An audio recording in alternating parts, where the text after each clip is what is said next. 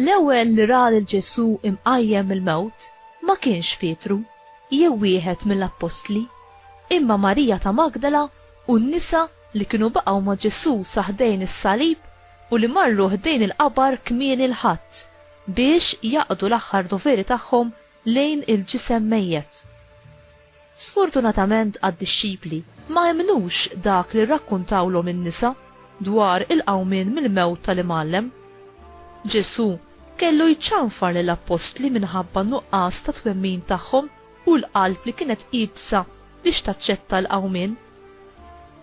Inti bħall-Apostli jew bħal Marija Madalena u n-nisa l-oħra, qiebes biex temmen jew tiġri ħafif lejn Ġesu. Inti ddubita għaliex ma tarax? Il-mulej jagħmel lilu nnifsu preżenti għalina bil-ħidma tal-Ispiritu Santu u jagħtina d-don tal-fidi biex aħna narfuh personalment u biex nifmu il-misteru tal-mewt u l-qawmien tiegħu. Inti temmen f'kemtu u tfittex li tismaw ikelmek? Temmen fil-preżenza tiegħu fl-Ewkaristija? Temmen li hu jkun jistennik fit-tabernakli siket?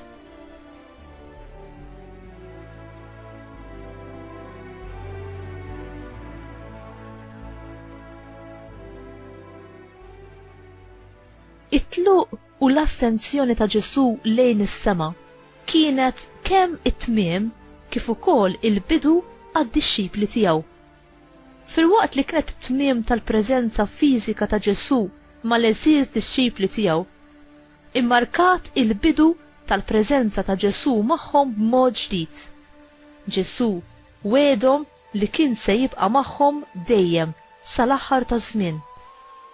Issa bħala l-mulej u s-Salvatur imqajjem il-mewt u igglorifikat, tela u qiegħed naħa tal-lemin tal-Missier fis-sema. Ġesu wiegħed li jibgħatilhom l-Ispiritu Santu li kien se jikkonsagrom bil-qawwa tiegħu fil-festa ta' Pentekoste, l-istess bħalma Ġesu kien ikkonsagrat għall-ministeru tiegħu fix-xmara Ġordan. Meta l-mulej Ġesu tela b'mod fiżiku mimma l-Apostli ma ħallihomx imniktin jew iddisprati. Anzi, huma kienu mimlija bil-ferħ u b'anteċipazzjoni kbira għall-miġja tal-Ispirtu Santu.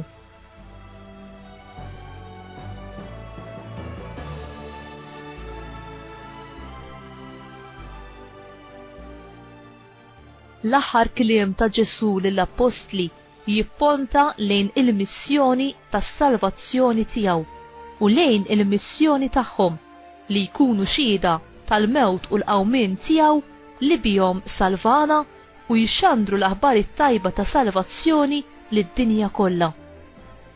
Il-ħidma tagħhom hi li jixxandru l-aħbar it-tajba tas-salvazzjoni mhux biss lill-poplu ta' Iżrael imma lin-nazzjonijiet kollha.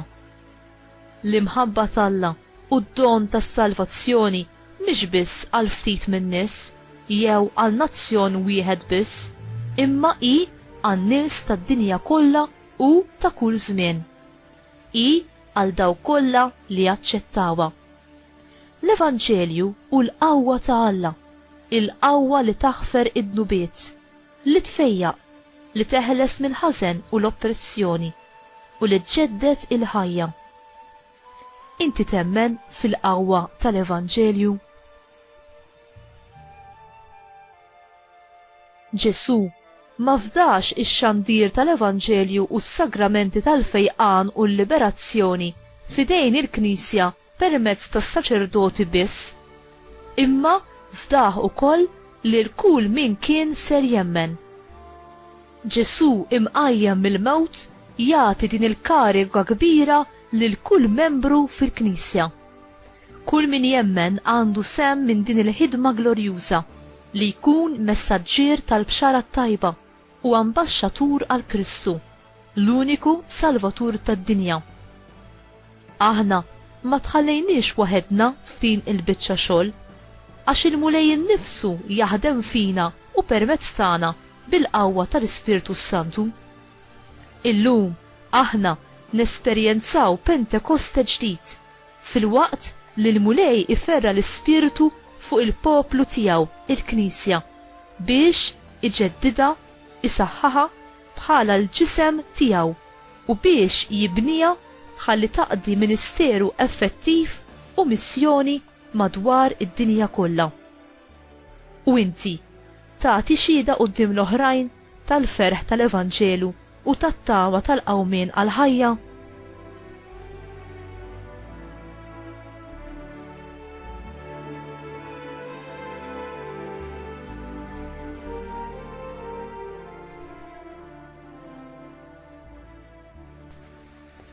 Mulej Ġesu, permezz tad-don tal-Ispiritu Santu, inti mlina bi spiritu ta' tifħir u ta' ferħ li ebda prova ta' din id-dinja ma joħdulu postu.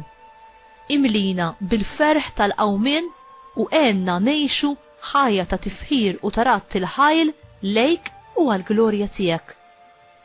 Aziza Marija, Om il-Knisja, itlob magħna għal-miġja tal-Ispiritu Santu li iġġeddet il-Knisja, tfejjaqa, issaħħaha u tibqa' tibata biex kull wieħed u waħda minna inkunu tassew xhieda quddiem kulħadd bla distinzjoni tal-Evanġelju avdat lilna minn Ġesu ibnek.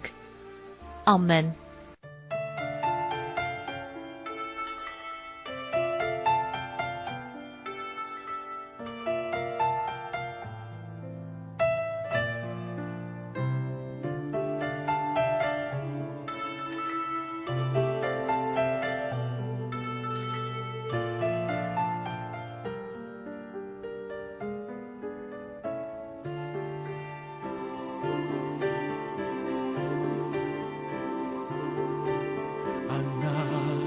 Adonai, Anna, Adonai, Anna, Adonai, Hoshiana,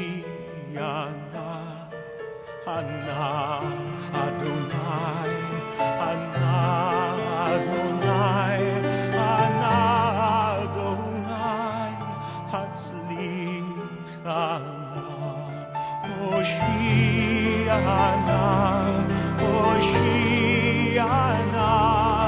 Baruch haba, B'Shem Adonai, Hoshiana, Hoshiana, Baruch haba, B'Shem